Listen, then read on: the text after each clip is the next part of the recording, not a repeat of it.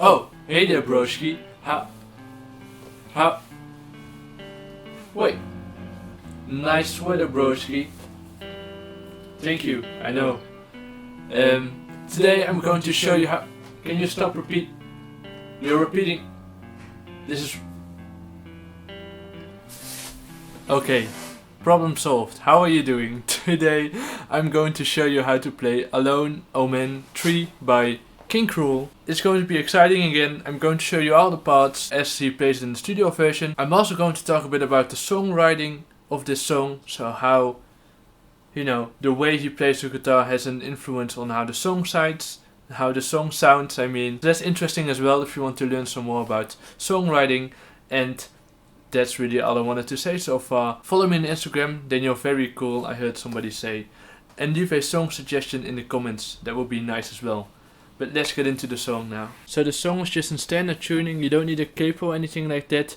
You might notice that the finger positioning might be quite difficult. I will explain everything in a lot more detail after I played the whole song, so also different ways to play it which might help. So yeah, check it out as well.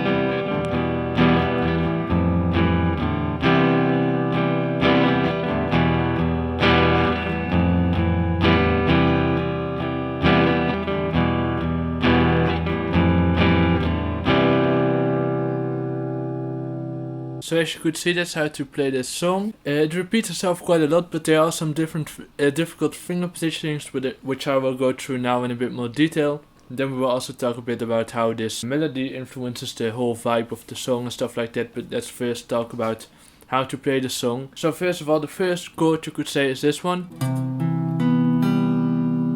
It's not too difficult, this finger positioning. I think you can do that quite easily. Also the strumming pattern isn't too difficult, but then you go to this one. And this might be difficult. Yeah, you have to stretch your finger quite a lot. It's like you're playing a minor 9 chord if you're used to that. But then playing it one step higher and only using your middle finger and your index finger and your ring finger. It's important that you really make a bridge with your fingers, you could say, so that the notes don't mute each other out. So instead of... Now there's also a different way to play this, but for that it's very important to play the first chord differently. So play the first chord with your pink like this.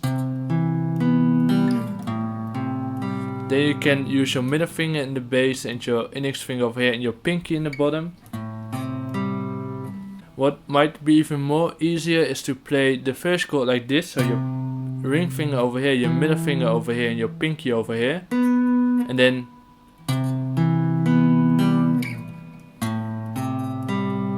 you play this one with your ring finger here, your index finger here and your pinky on the D string. So there you go. So.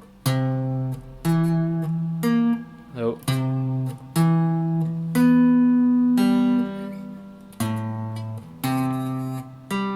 Like that. It is a bit tricky. The reason I do it like this is because the slide is a bit more easier. Then you go from... You can add a slide in it. You can do that as well if you try it with the ways I just taught you, the other ways. But a slide might be a bit more tricky then. But yeah, try to find a way that suits best for you. It really is, it's really up to you what works best, of course. So then you have, and then it goes. And of course if you're using a different finger positioning over here, you have to, in some way it's easiest to keep the fingers that you're using on the same string for the whole time, at least in these parts. So when you're having the first finger position like this, it's nicest to switch like this. But when you're using your pinky or something like that, another way I just taught you,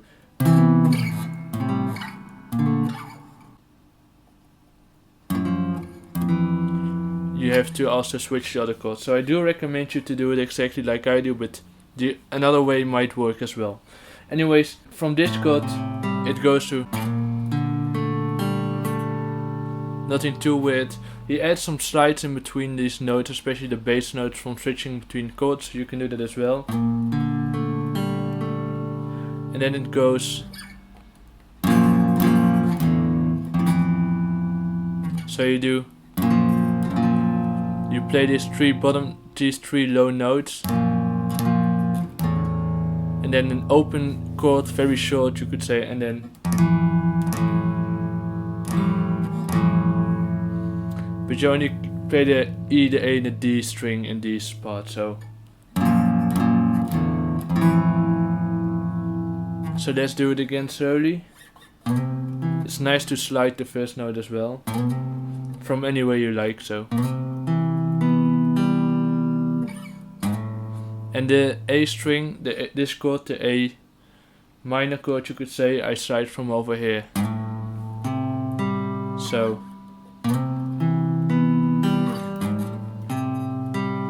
And then.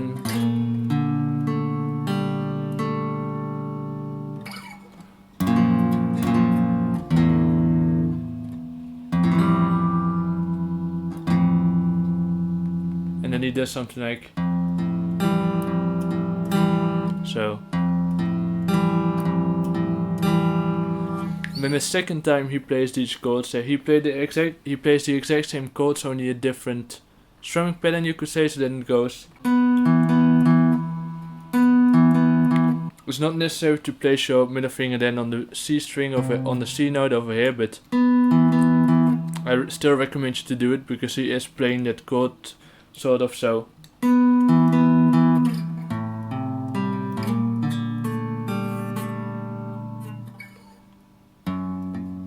And then over here he does.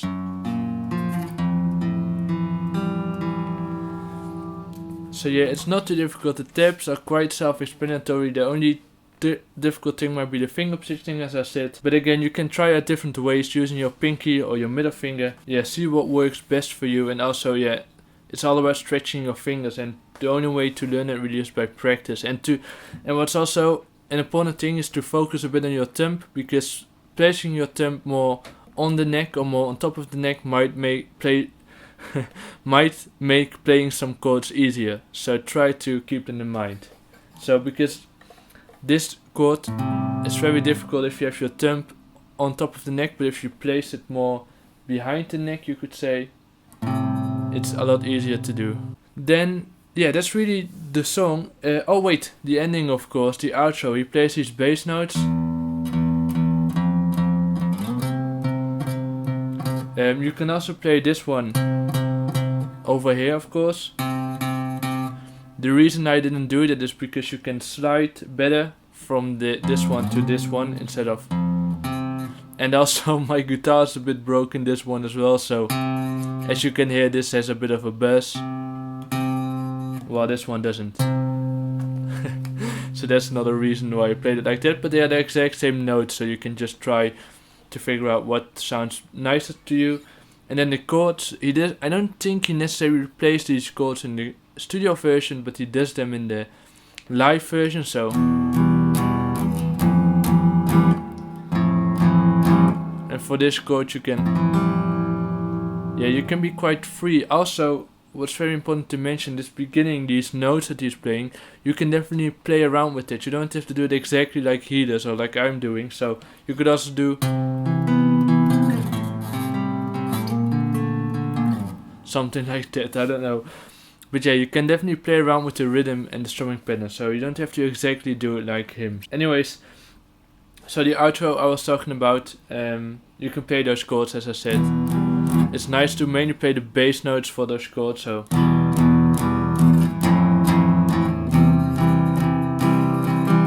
Maybe playing the C major 7 more complete might sound nicer.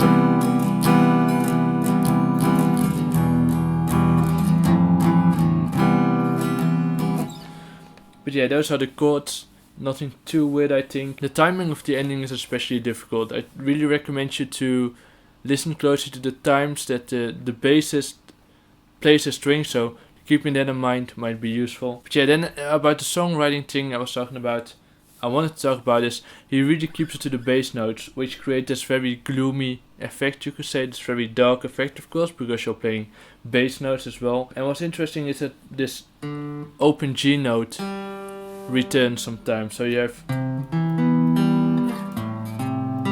This is also a G note, so... And then... There's no G here, but there's one here. There isn't one here as well, but you could play this G note as well. Anyways, what I'm trying to say about this G note, which is a bit based on music theory and also a bit based on what I think, especially when he's doing it live, this G note is a lot more prominent during the song. It's something like...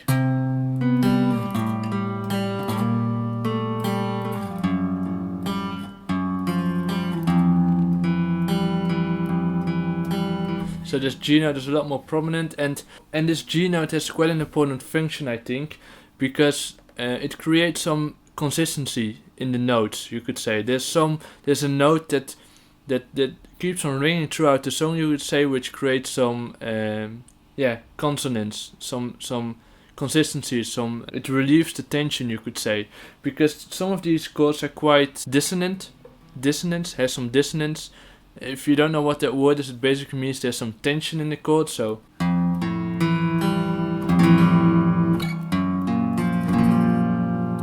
Chords like this, yeah, they do sound nice in a way, but they do have a lot of tension. It's not a very bright or clear chord, especially because we play so much bass notes. So having this G note ringing on the whole time creates some feeling of, how do you say that? Like a bass to play around with, not in a bass note way, but like a ground to play the other notes on. So this consistent G note creates some space, you could say, for the other notes to be a bit more dissonant, because in the end you always have this G note that sounds nice, that sounds alright, that has some consistency to it. I hope that makes sense, I really do.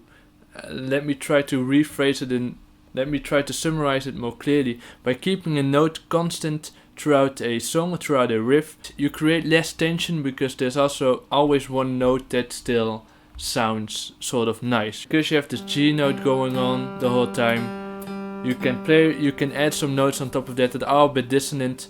Of course it has its limits, because you can also create too much tension, but it relieves the tension, you could say. You could also do...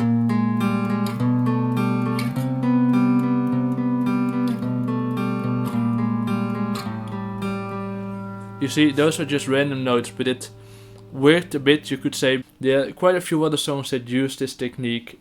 Blackbird by the Beatles, for example. In that song you also have this G note running the whole time. And they also use some dissonance in Blackbird by the Beatles.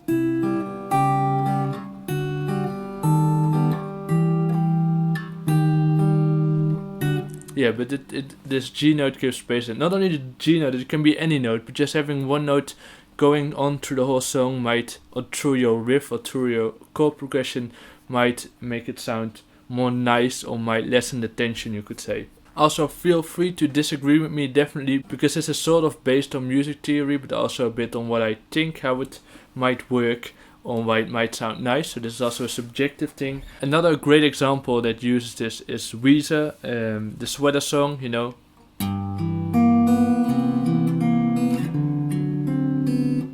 Which is a great example as well, which sounds nice as well. Anyways, I'm rambling on now, but I hope that's of use what I just taught you. So that's how to play the song. I really hope everything was clear. Thank you so much for watching so far, and I also really hope to see you the next time.